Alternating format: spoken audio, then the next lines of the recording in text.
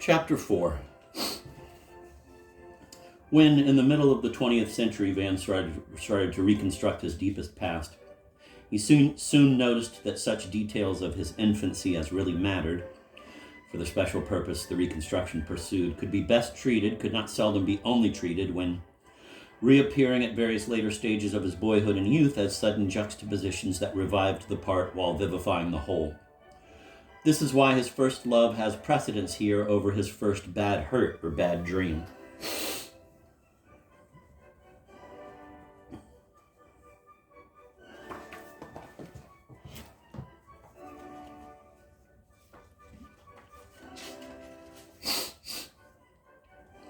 He had just turned 13. He had never before left the comforts of the paternal roof. He had never before realized that such comforts might not be taken for granted, only occurring in some introductory ready-made metaphor in a book about a boy in a school.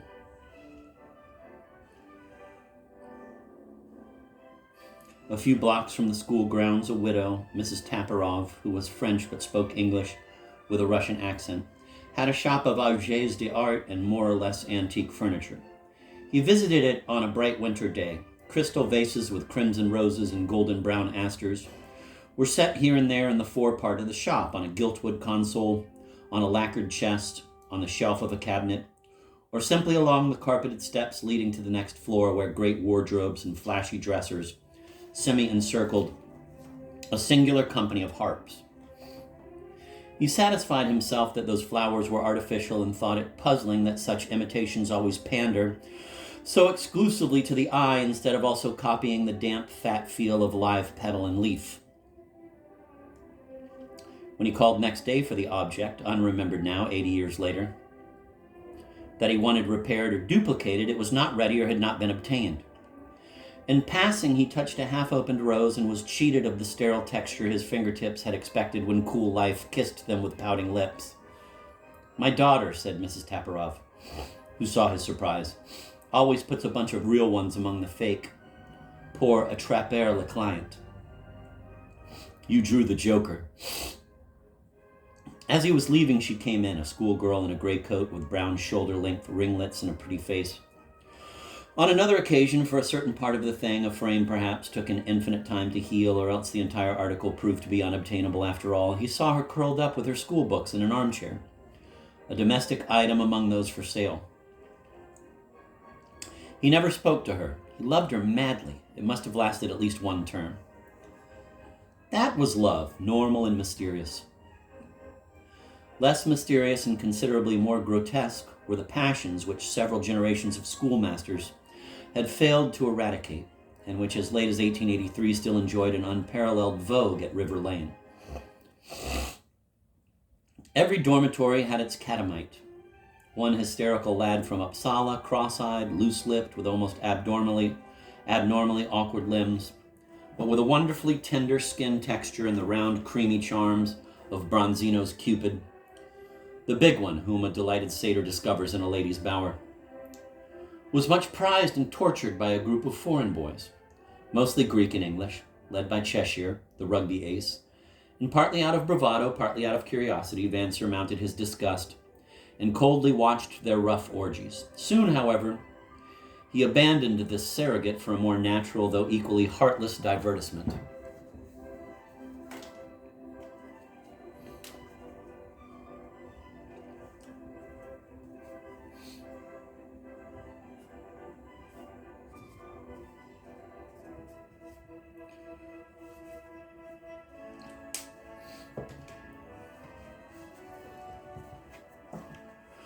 The aging woman who sold barley sugar and Lucky Louse magazines in the corner shop, which by tradition was not strictly out of bounds, happened to hire a young helper, and Cheshire, the son of a thrifty lord, quickly ascertained that this fat little wench could be had for a Russian green dollar.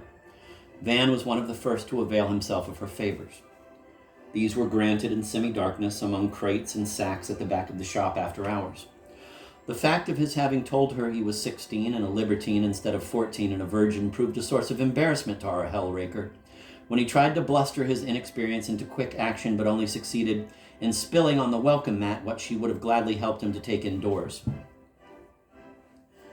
Things went better 6 minutes later, after Cheshire and Zographos were through, but only at the next mating party did Van really begin to enjoy her gentleness, her soft, sweet grip and hearty joggle. He knew she was nothing but a fubsy pig-pink whorelet and would elbow her face away when she attempted to kiss him after he had finished, and was checking with one quick hand, as he had seen Cheshire do, if his wallet was still in his hip pocket. But somehow or other, when the last of some 40 convulsions had come and gone in the ordinary course of collapsing time, and his train was bowling past black and green fields to Artis, he found himself endowing, with unsuspected poetry, her poor image.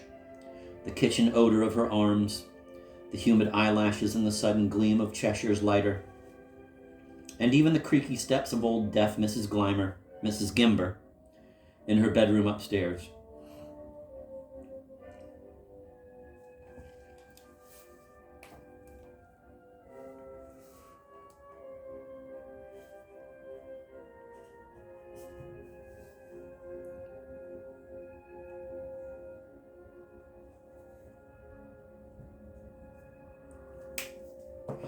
In an elegant first-class compartment with one's gloved hand in the velvet side loop, one feels very much a man of the world as one surveys the capable landscape capably skimming by, and every now and then the passenger's roving eyes paused for a moment as he listened inwardly to a nether itch, which he supposed to be, correctly, thank Log, only a minor irritation of the epithelium.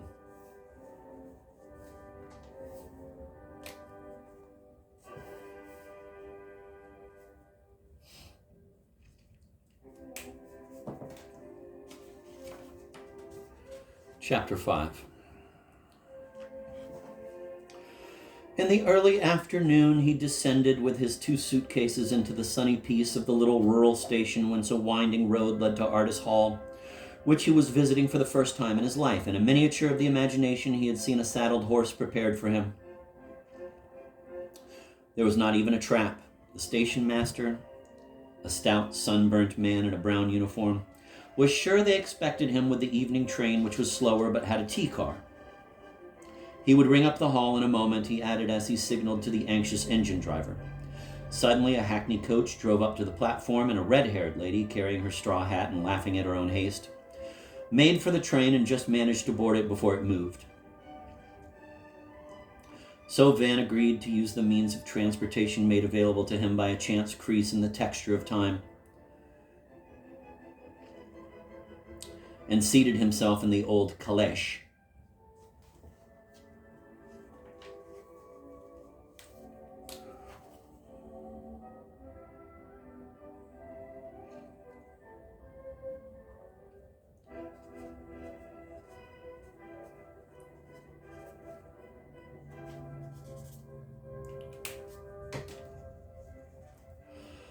The half-hour drive proved not unpleasant. He was taken through pine woods and over rocky ravines with birds and other animals singing in the flowering undergrowth.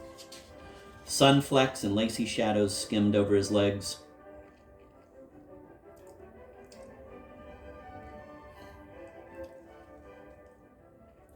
And lent a green twinkle to the brass button deprived of its twin on the back of the coachman's coat.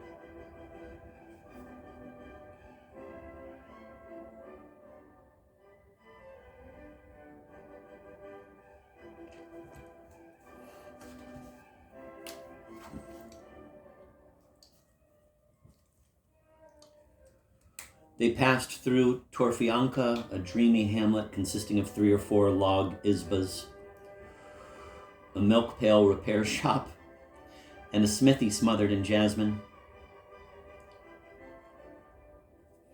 The driver waved to an invisible friend, and the sensitive runabout swerved slightly to match his gesture. They were now spinning along a dusty country road between fields. The road dipped and humped again, and at every ascent the old clockwork taxi would slow up, as if on the brink of sleep, and reluctantly overcome its weakness.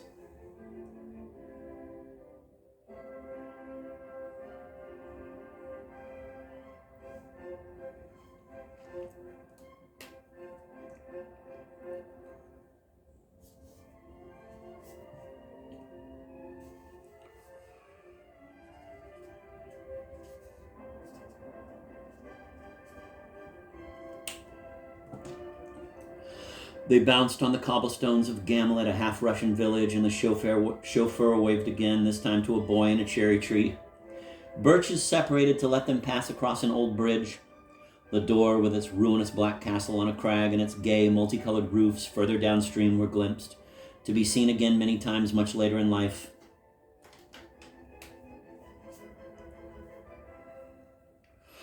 Presently, the vegetation assumed a more southern aspect as the lane skirted Artist Park. At the next turning, the romantic mansion appeared on the gentle eminence of old novels. It was a splendid country house, 3 stories high, built of pale brick and purplish stone.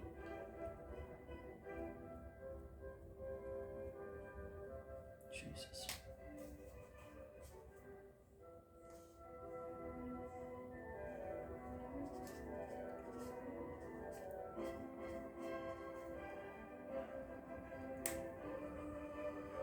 It was a splendid country house, 3 stories high, built of pale brick and purplish stone, whose tints and substance seemed to interchange their effects in certain lights. Jesus. Notwithstanding the variety, amplitude, and animation of great trees that had long replaced the 2 regular rows of stylized saplings, thrown in by the mind of the architect rather than observed by the eye of a painter.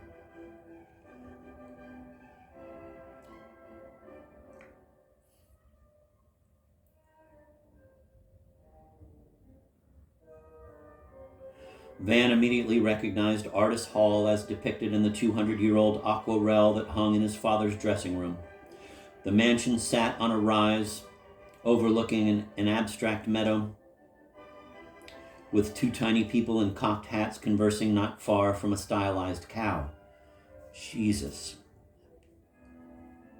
Never heard, this chapter 5, I've never heard more of a Nikolai Gogol ripoff in my life. It's brazen. None of the family was at home when Van arrived. A servant in waiting took his horse. He entered the Gothic archway of the hall where Butelan, the old bald butler who unprofessionally now wore a mustache, dyed a rich gravy brown, met him with jested delight. He had once been the valet of Van's father. Je parie, he said, que monsieur ne me reconnaît pas, and proceeded to remind Van of what Van had already recollected unaided.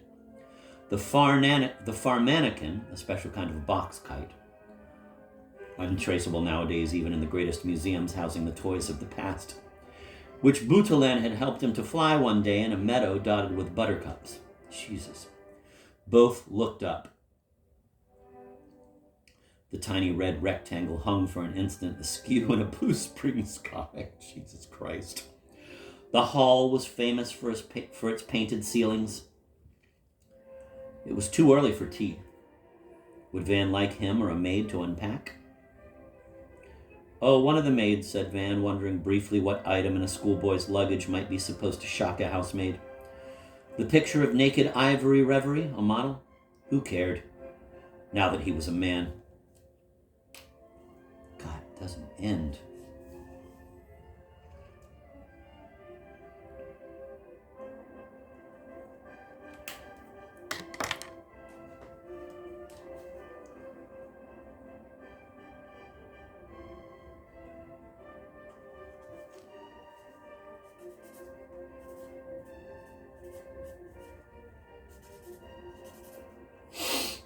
For a mannequin.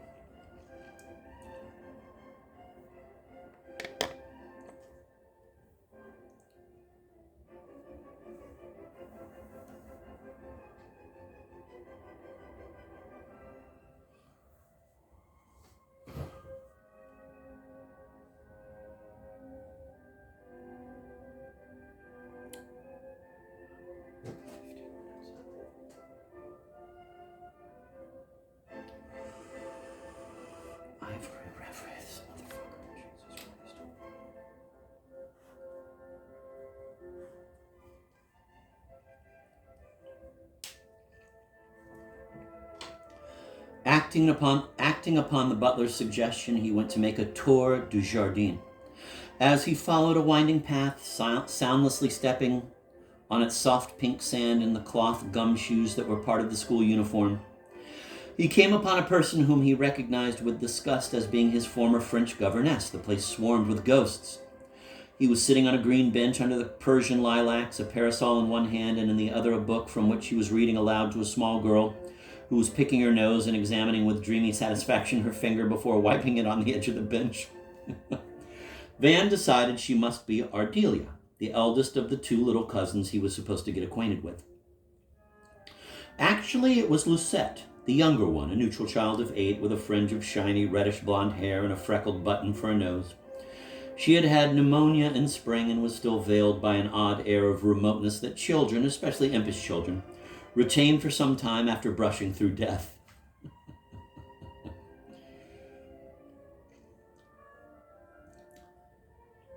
Mademoiselle Lariviere suddenly looked at Van over her green spectacles, and he had to cope with another warm welcome. In contrast to Albert, she had not changed at all since the days she used to come 3 times a week to Darkvine's house in town with a bag full of books and the tiny, tremulous poodlet, now dead, that could not be left behind. It had glistening eyes like sad black olives. Man, he just doesn't stop in this fucking chapter.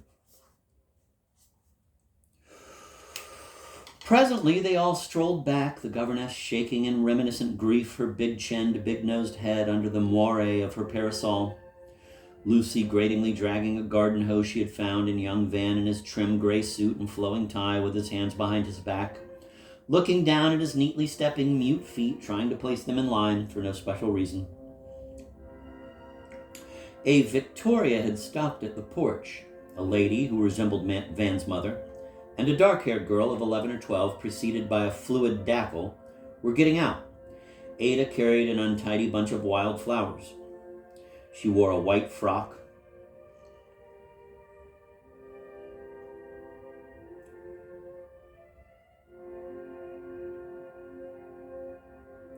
Ada carried an untidy bunch of wild flowers. She wore a white frock with a black jacket, and there was a white bow in her long hair. He never saw that dress again, and when he mentioned it in retrospective evocation, she invariably retorted that he must have dreamt it. She never had one like that, never could have put on a dark blazer on such a hot day, but he stuck to his initial image of her to the last.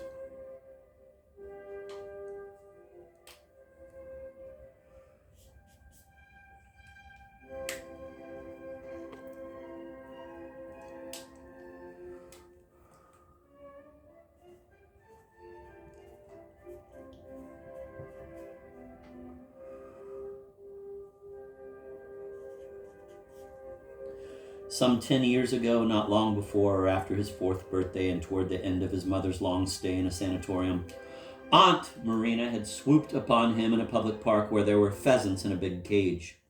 She had advised his nurse to mind her own business and took him to a booth near the band shell where she bought him an emerald stick of peppermint candy and told him that if his father wished, she would replace his mother and that you could not feed the birds without Lady Amherst's permission, or so he understood.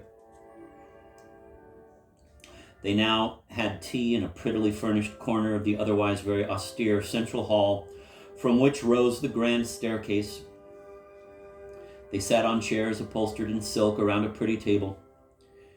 Ada's black jacket and a pink, yellow, blue nosegay she had composed of anemones, celandines, and columbines lay on a stool of oak. The dog got more bits of cake than it did ordinarily.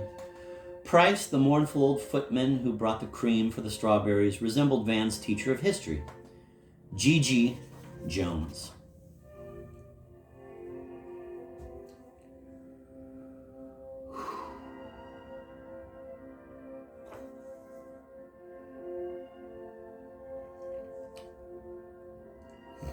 An absolutely voluptuous chapter of writing.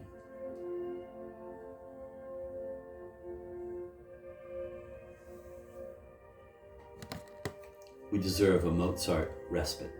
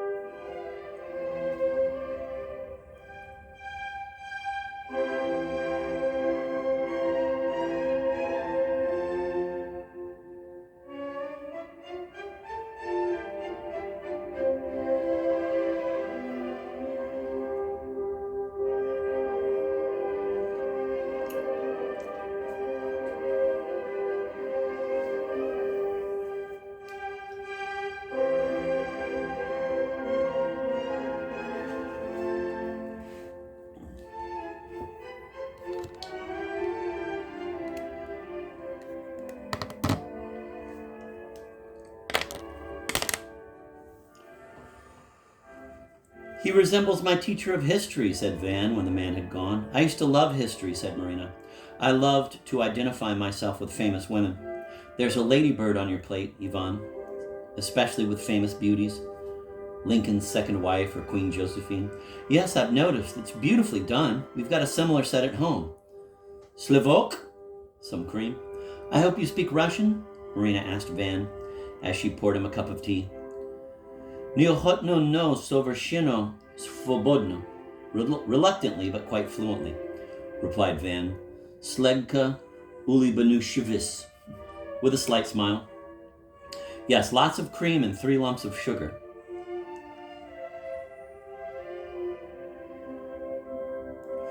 Ada, I share your extravagant tastes. Dostoevsky liked it with raspberry syrup. Pah, uttered Ada. Marina's portrait, a rather good oil by Tresham, hanging above her on the wall, showed her wearing the picture hat she had used for the rehearsal of a hunting scene 10 years ago. Romantically brimmed with a rainbow wing and a great drooping plume of black-banded silver. And Van, as he recalled the cage in the park and his mother somewhere in a cage of her own, experienced an odd sense of mystery, as if the commentators of his destiny had gone into a huddle.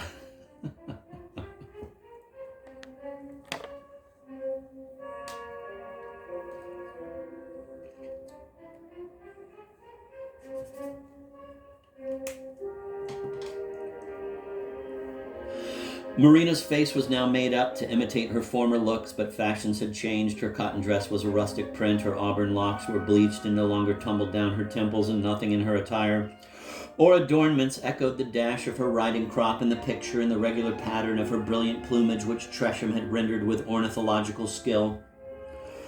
There was not much to remember about the first tea. He noticed Ada's trick of hiding her fingernails by fisting her hand or stretching it with the palm turned upward, then helping herself to a biscuit. She was bored and embarrassed by everything her mother said, and when the latter started to talk about the Tarn, otherwise the new reservoir, he noted that Ada was no longer sitting next to him, but standing a little way off with her back to the tea table at an open casement, with the slim-waisted dog on a chair peering over splayed front paws out into the garden too. And she was asking it in a private whisper. And she was asking it in a private whisper what it was. And she was asking it in a private whisper what it was it had sniffed. You can see the Tarn from the library window, said Marina. Presently, Ada will show you all the rooms in the house. Ada? She pronounced it the Russian way with 2 deep, dark A's, making it sound rather like ardor. You can catch a glint of it from here too, said Ardor, turning her head and Polisa verso, introducing the view to Van, who put his cup down, wiped his mouth with a tiny embroidered napkin, and stuffing it into his trouser pocket, went up to the dark-haired, pale-armed girl. As he bent toward her, he was 3 inches taller and the double of that when she married a Greek Catholic, and his shadow held the bridal crown over her from behind. She moved her head to make him move his to the required angle, and her hair touched his neck. In his first dreams of her, this reenacted contact, so light, so brief, invariably proved to be beyond the dreamer's endurance, and like a lifted sword, signaled fire and violent release. It's a crazy motherfucker.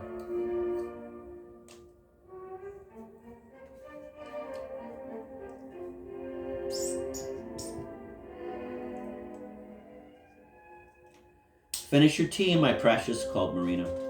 Presently, as Marina had promised, the 2 children went upstairs. Why do stairs creak so desperately when 2 children go upstairs, she thought, looking up at the balustrade, along which 2 left hands progressed, with strikingly similar flips and glides like siblings taking their first dancing lesson. After all, we were twin sisters. Everybody knows that. The same slow heave, she in front, he behind, took them over the last 2 steps, and the staircase was silent again. Old-fashioned qualms, said Marina.